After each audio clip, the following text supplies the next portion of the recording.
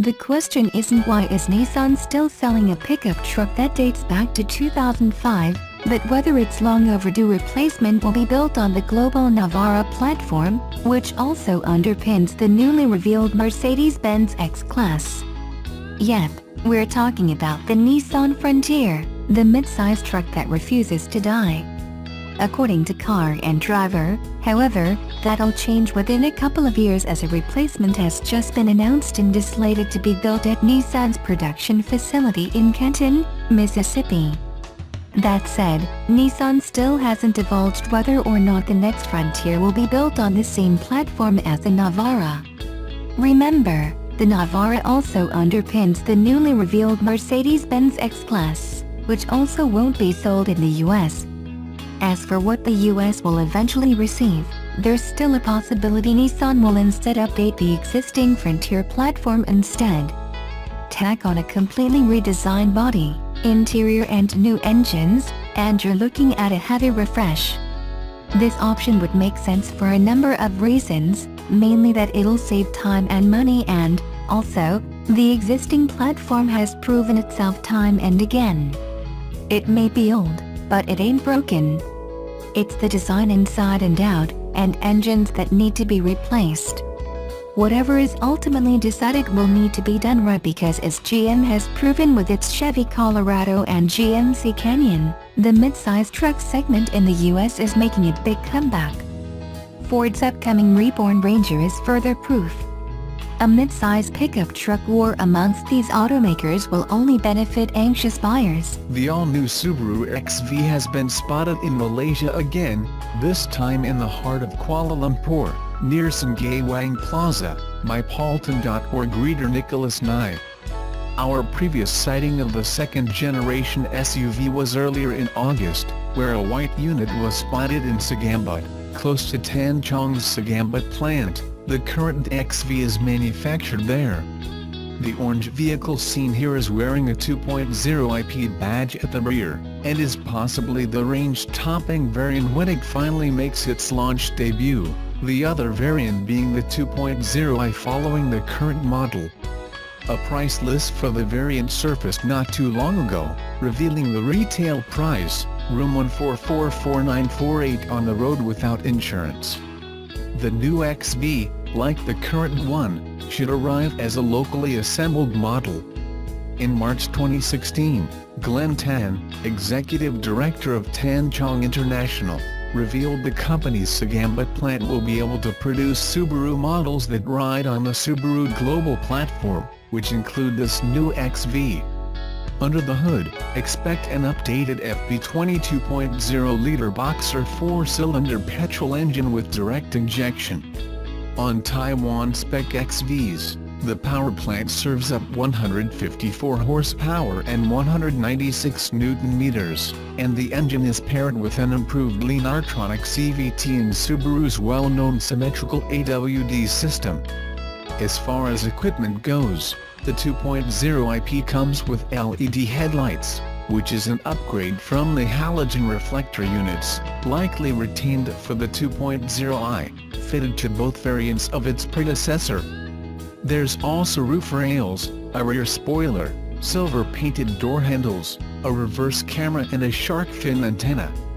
For the Taiwan market, the top-spec XV, called the 2.0IS, comes with dual-zone automatic air conditioning, multi-info display, cruise control, electrically adjustable driver's seat, leather dash, sunroof and 18-inch alloy wheels. Safety kit is identical on the 2.0IS and 2.0i sold there, vehicle dynamic control, VDC, 7 airbags, front, side, curtain and driver's knee, ABS, brake assist and rear Isofix child seat anchors, all coming as standard. Subaru's EyeSight driver assist suite isn't present over there, and it appears will follow suit due to the absence of dual-color cameras near the rear-view mirror. With the new XV set to make its launch debut soon, Subaru Malaysia is offering some attractive deals for the current XV and Forester, where the former can be had from just room 109968, complete with a free Subaru ticket. Throwing all of its weight behind safety as a promotional device for the brand, Subaru could be considered the 21st century version of Volvo. However, unlike the Swedish company's focus with its past products, Subaru is not preoccupied with crash safety alone. Although the latest Impreza scored an impressive 35.8 points out of 37 in barrier testing en route to scoring the maximum 5-star safety rating from the NCAP. There's also eyesight, Subaru's patented system to warn you of impending danger, and then stomp on the brakes when you're too dozy to react in time. And of course there's a well-established symmetrical all-wheel drive grip, alike with the active torque vectoring, which is a standard feature in our long-term test Impreza, in the 2.0 IS level of trim. This particular Impreza also comes with adaptive LED headlights, so it's certainly safe to drive. While the Impreza was not scalpel-like in its corner carving, its road holding was impressive and the handling was safe and consistent, thanks in part to that torque vectoring. The system made its presence felt mid-corner, smoothing the Impreza's power delivery and handling traits. On a trailing throttle, the Impreza took a neutral line and also tracked true with the throttle applied. Steering feedback and turn-in were both substantially better than earlier models wearing the same badge, but in a recent comparison against two other small cars we found the Impreza's steering was still not in the same league for feel. But the traction was unimpeachable and road holding was certainly competitive. It's encouraging to think the Impreza's new platform will also underpin the all-new WRX and STI, whenever those cars arrive. In short, this is a platform easily capable of accommodating a fair bit more power and torque than the test Impreza mustered.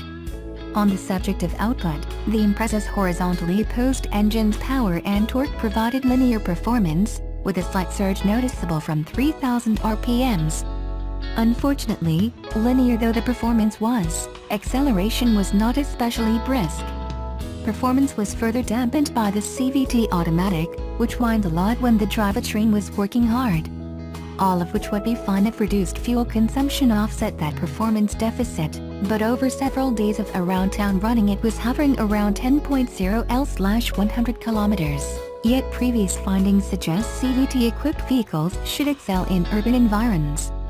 During the 7-day test proper, and in freer flowing traffic, the Impreza's fuel consumption improved to 9.8 L/100 kilometers. For refinement, the engine revealed itself to be extremely free of vibration, right down to just above 1000 RPMs, where it's frequently operating when the CVT is holding a higher ratio to conserve fuel. At open road speeds the flat fours felt, as opposed to heard, as a light rumble, and only lets loose a racket when under full load and at higher revs. However, it's clanky and rattly for the first start of the day, before the engine warms up. And from a cold start, the engine initially revs moderately hard and takes a while to settle down. On a couple of occasions the CVT was also reluctant to select a forward gear, a second or two before the car would move off from a standing start. When it did so, the shift was accompanied by an inelegant thud. And the idle stop system was not especially adept at restarting the engine without a fair degree of rocking and rolling. So the Impreza's power plant is a mixed bag, and the CVT doesn't make things substantially better. But the rest of the package is impressive overall, with the car's eyesight system leading the way. The active safety system works better than previous iterations, picking up line markings on the shoulder of country roads which a few prestige European models don't. It does get confused by unusual roadside furniture. Approach a hairpin bend a bit hot and the outside arm coat barrier will throw the eyesight system into alarm, manifested as a soft but insistent chime. But it's less strident than some similar systems and the autonomous emergency braking is not as quickly triggered by cars in front slowing while making a left-hand turn. Another useful feature of the eyesight system is a prompt for the driver when the car ahead has moved forward.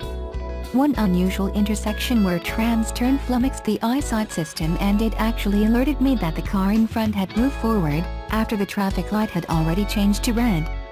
It seems autonomous cars still have a long way to go before they can fully comprehend Melbourne's traffic flow nuances, but on balance, this is one feature we like. The Impreza's headlights were well adjusted on low beam and shone white, but were a little anemic and could do with more power. Their adaptive cornering function was useful negotiating darker street corners. As with Subaru models generally, the Impreza's field of vision was commendable. The A-pillars are relatively narrow and set further outboard and back so you can see the traffic light across the intersection when making a right turn, not the case with some cars. I found the seats to be flat in the cushion and wide, but the side bolstering was adequate to hold the occupant in place for higher G-forces. Heating elements were welcome during colder days and the final month of winter, but the low setting didn't do much. If it's cold enough to warrant seat heating, select high every time. The instruments were easy to read, as usual in a Subaru, but the infotainment functions, combining also the climate control readout, looked a little busy. That said, the 3D rendering in the sat-nav display was wonderful. Wiper and indicator stalks were well damped and contributed to the car's overall feel of quality, fit and finish. For the three-car comparison, the Impreza took the top step of the podium for rear seat accommodation, which was more generous than the other two cars. There was plenty of headroom and knee room for adults. And there was also enough free space under the front seats to stretch out a little. But Subaru hasn't equipped this $29,000 car with adjustable rear air vents. And the lap sash belt for the center rear position has to be anchored and two buckles to be used. It also has to be unhooked from the seat's feeder before the seats are folded down, otherwise it obstructs through loading. The rear seats don't quite fold flat, but they do come pretty close. When dropped, they won't sit completely flush with the boot floor, being raised slightly higher. A space-saver spare tire resides under the boot floor, and at 345 liters, the boot itself is not especially large, although that can be forgiven in light of the extra drivetrain components underneath. For most users it will be at least adequate. As a brand new car, the Impreza still has that new car smell, but, to be honest, it's not especially pleasant. It's a bitter aroma of compounds which couldn't possibly be produced by nature. In summation, the Subaru Impreza is an easy car to drive and it comes very well equipped for the money. To be frank, it's not a car which will earn rave reviews from driving enthusiasts, but it does most things well, and there's no denying it's a car which might very well save your life one day.